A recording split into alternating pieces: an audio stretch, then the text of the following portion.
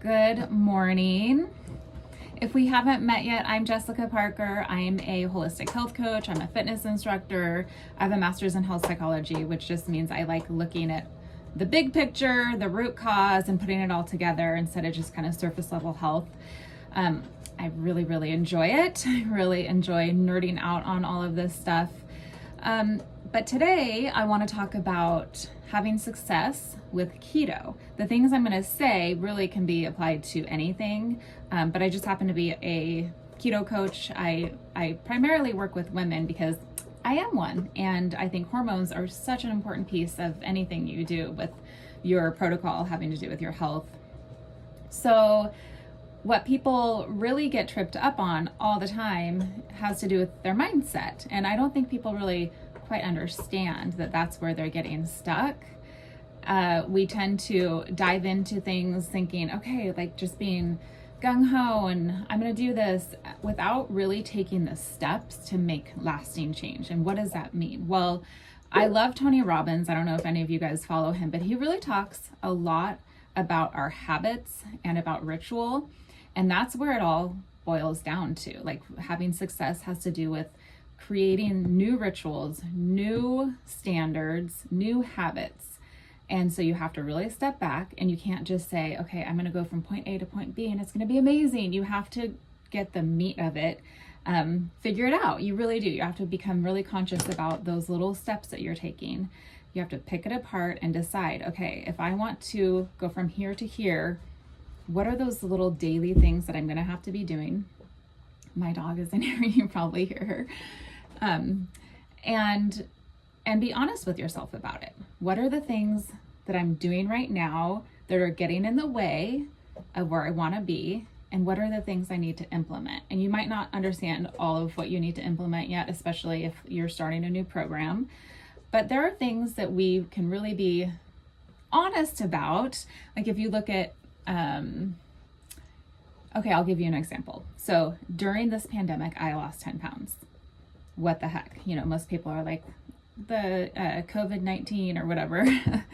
So what happened was I actually got a stomach virus and ended up like didn't want to have anything to do with coffee. I didn't want to have anything to do with wine, which I love wine. I didn't want to have anything to do with food, actually, kind of for a little bit there. So I was dialing it back just out of necessity, and I lost a few pounds, but then it kept going when I got better, because I realized, like looking back, that it broke some habits that I had kind of taken on. I was still eating really healthy, but I was just like kind of numbing out in the evening, and just eating too much. And so this forced some habits to change, and I kept going with it just because my body got used to something different. I mean, and it was over the course of like several weeks, actually.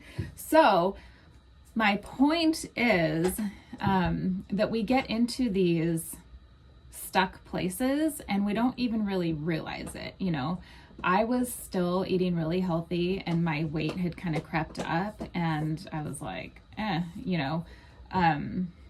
wasn't really in the place where I could admit why, I guess. And getting sick was a blessing in disguise. It just made me change habits without forcing myself to do it, I guess I should say. So I am encouraging you to stop, and without having to get a stomach virus to force you into that, stop and look at those places that are keeping you stuck.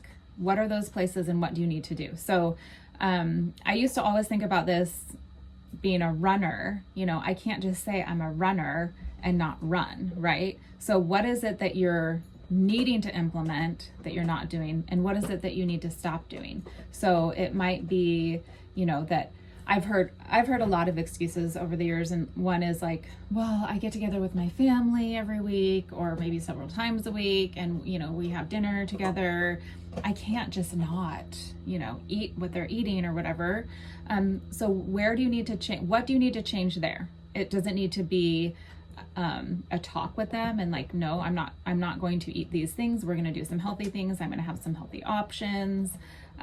Is it that, oh, well, I go with my girlfriends and we have girls' night, and what is it? Is it church? Like a lot of church functions really revolve around food, and it's not healthy food. And I have a thing about that. I don't quite understand it, because we really do need to take care of the bodies that God has given us and blessed us with. So where is it? Where are the things, the habits that you have? Or maybe it's just, coming home and sitting on the couch and eating junk, maybe it's that you're stuck in this, like, I'm not feeling good. I don't have energy. Therefore I'm not being active. Where is it? There are so many things that we can kind of like pick apart, but I'm also encouraging you to not pick 23 things, but maybe one or two, and maybe write it down. Maybe have it like front and center out in the open for yourself. Like, this is something that is keeping me stuck, and this is where I want to be. This does not get me here. This does not match this person. Eating crap does not match being healthy and fit and vibrant. So write it out, maybe make a collage. Where do I want to be? What do I want this to look like? What do I want to look like? And I don't mean physically look like, but maybe pictures of playing with your kids or grandkids, going on hikes, camping, snowshoeing. I'm talking about all these things that I love to do, but things that you don't necessarily have energy to do right now. And this person who's, not ever exercising or just binge watching TV or whatever is not capable of being this person, simply because they're not doing the work. They're not putting the work in. So have this clear picture of who you are, who you want to be, what that looks like, and then really be honest with yourself about a couple of things that do not match. And then what are you going to do about it? Another thing, so Tony Robbins, and I've heard this said a million times, like, you are who you hang out with, basically. You become who you hang out with. Well, I like to create that community for myself. And that might be being in certain groups. Like, we can do so much virtually now. I mean, we have been able to for a long time. It's not just about COVID. Not everything is about COVID.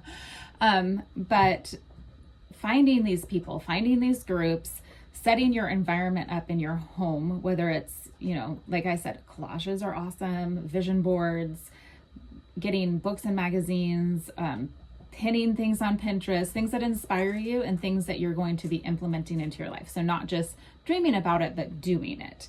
Getting yourself set up in your kitchen so that you're like, okay, I'm getting excited about this. These are the things that I'm going to dive into, and pry your little fingers off of the things that are holding you back, right? So I have groups all the time. I'm actually doing a new group on Monday, October 12th. I had to think about that for a second. October 12th. And it's a Keto for Women group. It's 4 weeks. And this is what we do. We set this up. We set up this community. I have a whole program that you have your own login to your individual school.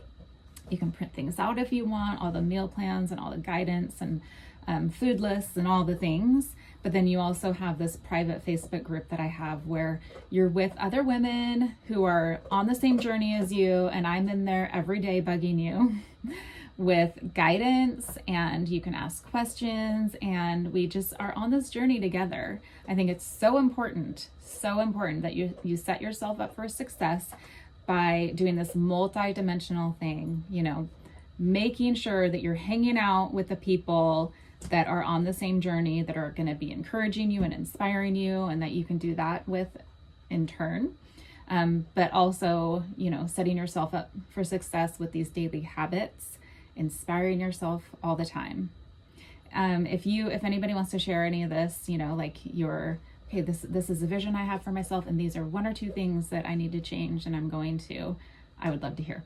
And if you're interested in my group, I'll share information below, but you can also feel free to reach out to me, DM me, email me at jess@healthwithjess.com. That's health, HEALTH. A lot of people think it's health, but it's health. Jess at healthwithjess.com. All right, have a fantastic day.